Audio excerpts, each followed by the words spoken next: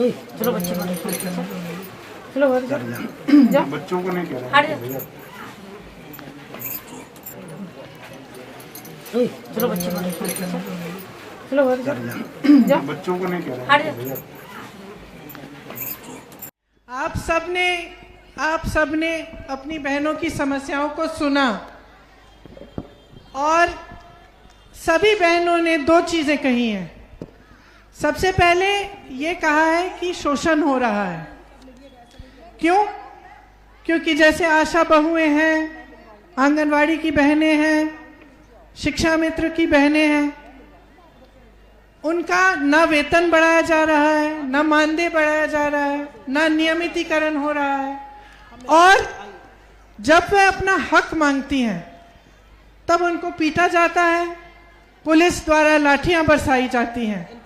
बार बार हमने ये देखा है कि ये सरकार महिलाओं के हक को नकारती है, समझ नहीं पा रही है कि महिलाओं की क्या शक्ति है। इनकी जो विचारधारा है, इनकी मानसिकता है, वो यही है कि आपको एक गैस सिलेंडर पकड़ा दिया और उनकी सारी जिम्मेदारी उसी के साथ समाप्त हो गई। उसके बाद आप दूसरा सिलेंडर कैसे खरीदेंगी वो पूछा तक नहीं। आप सशक्त कैसे होंगी पूछा नहीं।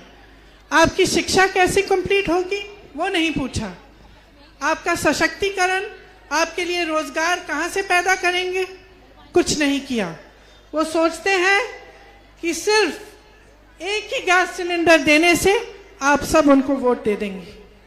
इसी तरह से जब भी चुनाव में आपके सामने आते हैं तो कभी आपकी सशक्तिकरण की बात नहीं होती, आपकी भलाई की बात नहीं होती।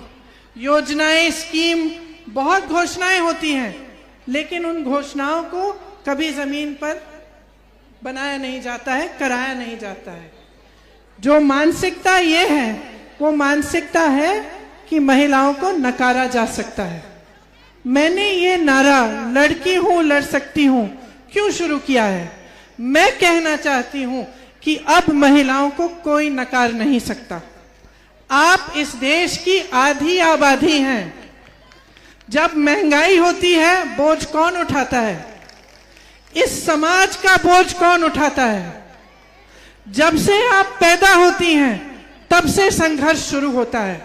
पढ़ाई के लिए मेरी गाड़ी में एक लड़की आई मेरे साथ, यहाँ संध्या नाम की लड़की। मैंने भीड़ में देखा, गाड़ी में बिठाया, उसने मुझे बताया कि शिक्षा के लिए उसने संघर्ष करना पड़ा। उसे संघर्ष करना पड़ा अपने परिवार से, समाज के साथ, कि उनको शिक्षा, उनको पढ़ाई करने दे एक स्तर के बाद। उसी तरह से तमाम महिलाएं हैं जो संघर्ष कर रही हैं सिर्फ शिक्षा पाने के लिए। उसके बाद जब शादी होती है, आगे बढ़ती हैं, तो और संघर्ष सामने आते हैं और आपके संघर्ष को पहचानने वाला कोई नहीं है। इसीलिए मैं कहना चाहती हूं कि आप में शक्ति है, उस शक्ति को आप पहचानिए। आपके लिए लड़ने कोई नहीं आ रहा है, आप खुद लड़ेंगी, क्योंकि बहुत हो गया है। बहुत झूठ सह लिए आपने, बहुत घोषणाएं देख ली हैं, और ऐसी सरकारें, ऐसी पार्टियां जो चुनाव के समय 2-3 दिन पहले घोषणा करते हैं लेकिन 5 साल से सत्ता में रहे हैं। 5 सालों से आंगनवाड़ी बहनों का, आशा बहुओं का वेतन नहीं बढ़ाया, तो आज क्यों बढ़ा रहे हैं? आज क्योंकि आपकी आवाज बुलंद हो गई है, क्योंकि कांग्रेस पार्टी की मानसिकता अलग है। हम चाहते हैं कि आप आगे बढ़ो।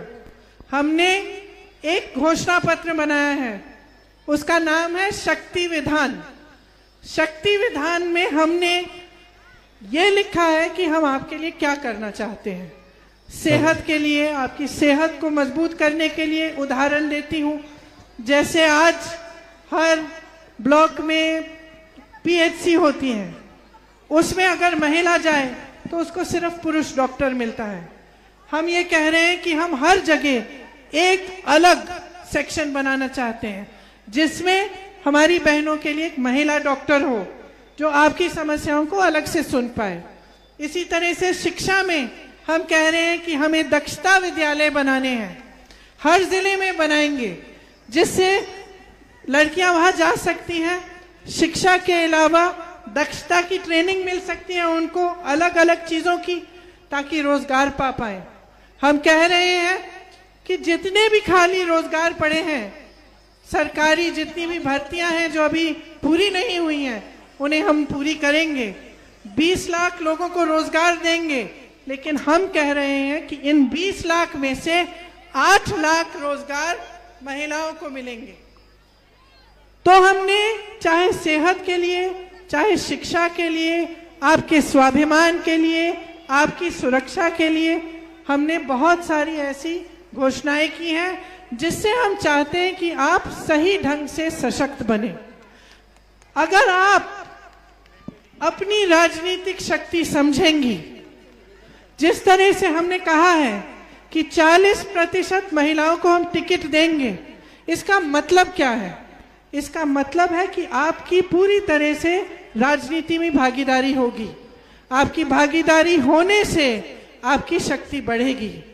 मैं ये कहना चाहती हूं कि जब तक आप जागरूक नहीं बनेंगी, आप ये बात नहीं समझेंगी कि आप कितनी शक्ति आपके अंदर है, कि अगर एकजुट हो जाएं, आप इकट्ठी हो जाएं और ये तय कर लें कि इस देश की, इस प्रदेश की राजनीति बदलनी है, तो आप कर सकती हैं। क्योंकि आज आपने बार बार सुना कि जो नेता हैं वो आकर घोषणाएं करते हैं, चले जाते हैं और कोई जवाबदेही नहीं है। इसमें नेता की गलती है, लेकिन आपकी भी गलती है। क्योंकि जब जाति की बात होती है, जब सांप्रदायिक बातें होती हैं, धर्म की बात होती है, तब आप अपना वोट उन बातों पर डालते हैं। और मैं आपसे कहना चाहती हूं कि समझ लीजिए आप नेता हैं, आपने वादे वचन कर लिए, लेकिन आपको अपने मन में मालूम है कि जब चुनाव आएगा तो जाति की बात करेंगे, धर्म की बात करेंगे तो वोट मिल ही जाएगा। तो फिर काम क्यों करेंगे? काम नहीं करेंगे। काम तभी करेंगे जब आपको मालूम होगा, जब हर नेता को मालूम होगा कि आपकी गली में आएंगे, अगर आपका विकास नहीं किया है, अगर आपकी गली में बिजली नहीं है, पानी नहीं है, पाठशाला नहीं है, तो दोबारा से वोट नहीं मिलेगा। आप अगर नेता को जवाबदेह नहीं बनाएंगे, उसकी जिम्मेदारी नहीं समझाएंगे, तो इसी तरह की राजनीति चलती रहेगी। बार बार आपको फुसलाया जाएगा, आपको धोखा दिया जाएगा, लेकिन आपके विकास की बात नहीं होगी। आपका भविष्य आपका है, आपकी बेटियों का, आपके बेटों का भविष्य आपके हाथों में है। उसको समझिए, इस बात को गहराई से समझिए। आज ये मौका मिलेगा आपको कि आप चुनाव में ऐसी पार्टी को जिताएं जो आपकी बात कर रही है, जो आपके सामने नकारात्मक बातें नहीं कर रही है, जो आपके सामने सिर्फ सकारात्मक बात कर रही है कि हम आपको कैसे आगे बढ़ाएंगे, आपकी मदद कैसे करेंगे और आपको सशक्त कैसे बनाएंगे। तो सोच समझ के आप आगे बढ़िए, क्योंकि आज जिन परिस्थितियों से हमारा देश गुजर रहा है, आपने देखा है महंगाई कितनी है। मैं अभी एक महिला के घर गई जो कांच की चूड़ियां बनाती है, उसकी जुड़ाई और झलाई करती है। उसने मुझे बताया कि 3 रुपए मिलता है उसको एक तोड़े के लिए। अब आप समझिए कि 3 रुपए उसको मिल रहे हैं, गैस का सिलेंडर इस्तेमाल हो रहा है उसको चूड़ी को गर्म करने के लिए, लेकिन गैस का सिलेंडर 1000 रुपए का आ रहा है, तो वो गुजारा कैसे करेगी? महंगाई इतनी हो गई है कि सरसों का तेल 200 रुपए का है, पेट्रोल डीजल इतना महंगा है कि किसान त्रस्त है। किसानों के लिए ऐसे ऐसे कानून लाए जा रहे हैं जिससे किसान खत्म हो जाएगा। सिर्फ प्रधानमंत्री जी के बड़े बड़े जो उद्योगपति मित्र हैं वही फूलेंगे फलेंगे। जितनी भी सरकारी बड़े बड़े संस्था थे वो सब प्रधानमंत्री जी के उद्योगपति मित्रों को बेचे गए। अब आप समझिए इसका मतलब क्या है। आज आपको आरक्षण मिलता है, जब प्राइवेट नौकरी मिलेगी तो क्या आपको आरक्षण मिलेगा? तो ये आरक्षण को भी खत्म करने का एक तरीका है, और ये इसमें देश की भलाई नहीं है, क्योंकि सबसे ज्यादा रोजगार इन्हीं संस्थाओं से आते हैं। तो किसान त्रस्त है, रोजगार नहीं मिल रहा है, युवा त्रस्त है, महिला इतनी असुरक्षित है कि जगह जगह अत्याचार हो रहे हैं। जब अत्याचार होता है तो क्या होता है? मैं गई हूं, मैं हाथरस गई, मैं उन्नाव गई, मैं लखीमपुर खेरी गई। जब अत्याचार होते हैं तो एफआईआर दर्ज नहीं किए जाते, उल्टा जिस पर अत्याचार हुआ है उसके खिलाफ एफआईआर डल रहा है। तो ये स्थिति आप ठीक कैसे करेंगे? इन परिस्थितियों को आप बदलेंगे कैसे? ये समझना बहुत जरूरी है। और मेरा पूरा भरोसा है कि अगर बदलाव आएगा तो महिलाएं बदलाव लाएंगी, क्योंकि आप सब मेरी बहनें समझदार हैं। आप बहुत अच्छी तरह से समझती हैं कि अपने बच्चों का भविष्य आपको बनवाना है। जहां जहां महिलाएं शिक्षित हैं, स्कूल जा रही हैं, तमाम महिलाएं, लड़कियां आके मुझे कहती हैं कि मेरी माँ ने मुझे पढ़ाया, मेरी माँ ने संघर्ष किया, मुझे स्कूल भेजा, क्योंकि आप नहीं चाहते कि आपके बच्चे भी आपकी तरह संघर्ष करें। तो मैं कहना चाहती हूं कि अपनी शक्ति को पहचानो।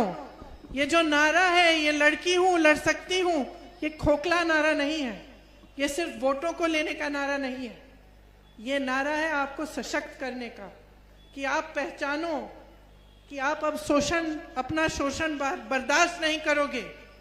आपको शिक्षा चाहिए, आपको स्वास्थ्य सुविधाएं चाहिए, आपको रोजगार चाहिए, आप अपनी पैरों पे खड़े होना चाहती हैं, आप खेती पे काम करती हैं तो आपको सुविधाएं चाहिए।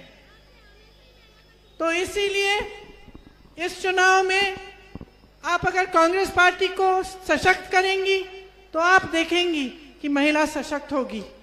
और वो छोटी बात है, बड़ी बात यह है कि आप अपने अंदर अपनी शक्ति को पहचानो और महसूस करो। ये मत भूलो कि इस देश के हर घर में महिलाएं हैं, चाहे किसी भी जाति की हो, चाहे किसी भी धर्म की हो, हर घर में महिला है। अगर वो महिला एकजुट हो जाएं, अगर जुड़ जाएं, मन बना लें कि हम अपने देश को बदलेंगे, अपनी राजनीति को बदलेंगे, तो ये देश जरूर बदलेगा और नेता जवाबदेह बनेंगे और जिम्मेदार बनेंगे। आप सबको बहुत बहुत धन्यवाद। आप यहाँ आए, काफी इंतजार किया आपने, मुझे थोड़ी देर भी हो गई, इसके लिए आप सबको धन्यवाद। मैं नीचे आके अभी आपसे मिलूंगी।